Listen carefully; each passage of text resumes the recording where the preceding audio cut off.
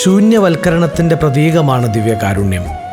മഹിമയുടെ സിംഹാസനം വെടിഞ്ഞ് ഒരു ചെറു ഗോതമ്പപ്പത്തിൽ തൻ്റെ വലിയ മഹത്വം ഒതുക്കുന്ന ദൈവം.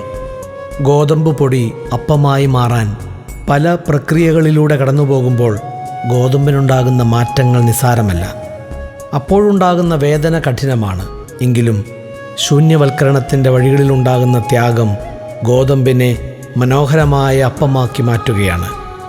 എന്നിലേക്ക് ഗോതമ്പപ്പമായി ഈശോ കടന്നു വരുമ്പോൾ അവിടുത്തെ മഹത്വം മുഴുവൻ ഏറ്റുവാങ്ങി ഞാനും മനോഹരമായ അപ്പമാകണം, വലിയ കാരുണ്യമാകണം.